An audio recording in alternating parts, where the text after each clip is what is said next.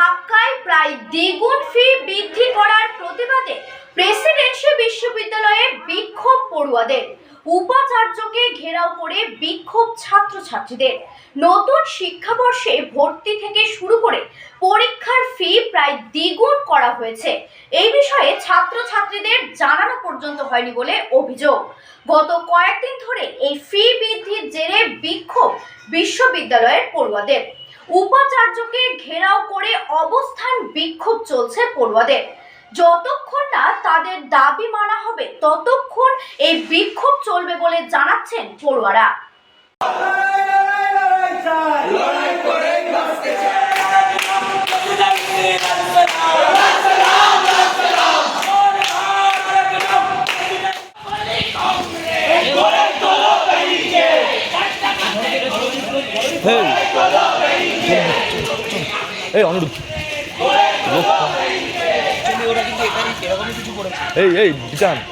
গত 25শে জুলাই দ্বিতীয়বার এই অ্যাডভাইসারি কমিটি সাধারণ ছাত্রছাত্রীর সাথে বৈঠকে বসে।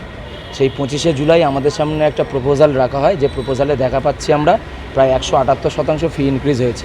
4200, 4300 থেকে 1,07,200 এবং সেমিস্টার ফিজ 1100, 1225 এবং 1335 থেকে 1,32,000। এই যে প্রপোজালটা আমাদের সামনে দেওয়া হয় সেই দিন থেকেই আমরা অবস্থানরত। আমরা বলছি এই অত্যাধিক ফি বৃদ্ধি আমরা মানছি না। এবার যেই প্রপোজালটা দেওয়া হয়েছে সেটা কিন্তু ফাইনাল ডিসিশন নয়, তাই আমরা এতদিন ধরে শান্তিপূর্ণ অবস্থানেই বসেছিলাম যে আমরা অত্যাধিক ফি বৃদ্ধি মেনে নিচ্ছি না এবং কর্তৃপক্ষ যাতে সাধারণ ছাত্রছাত্রীর সাথে সরাসরি কথা বলে, কোনো রকম পাপেট অ্যাডভাইসারি কমিটি যাতে নেগোসিয়েশনের জায়গায় না আসতে পারে।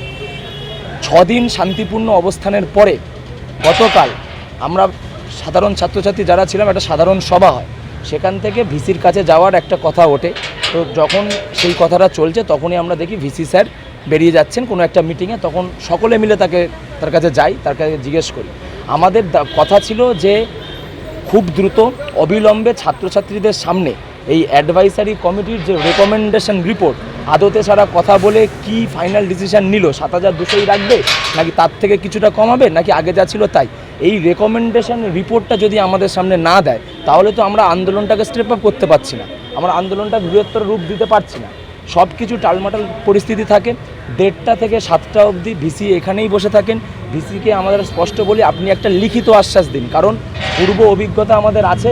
মৌখিক আশ্বাস যতবার অথরিটি দিয়েছে ততবার কোনো কাজ হয়নি। মৌখিক আশ্বাস দিয়ে বেরিয়ে 1 সপ্তাহ 1.5 সপ্তাহ অথরিটি কোনো ক্যাম্পাসে আসেনি।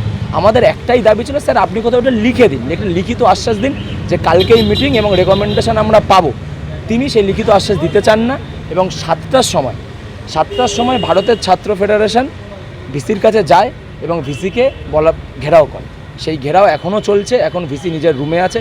আমাদের এখনও দাবি আমাদেরকে লিখিত আশ্বাস দিন, রেকমেন্ডেশন ছাত্রছাত্রীদের হাতে তুলে দিন।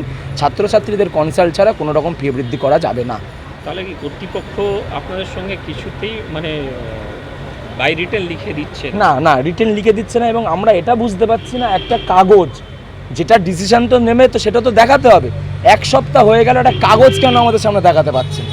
কাগজ দেখা তারপরে তো আন্দোলন, কিসের ভয় পাচ্ছে কর্তৃপক্ষ এটা আমরা কেউ বুঝতে পারছি না। একটা সামান্য কাগজ দেখাতে চাইছে না, সেই জন্য যদি ভিসি মনে করেন যে তিনি 1 সপ্তাহ বসে থাকবেন, আমরাও 1 সপ্তাহ বসে থাকবো। আমরা এর আগেও 1 সপ্তাহ অবস্থানে বসেছিলাম, দরকার আরও 1 সপ্তাহ বসে থাকবো। ধৈর্যের খেলা আমাদের সাথে খেলতে পারবে না অথরিটি। আপনার নাম? আমার নাম বিতান ইসলাম।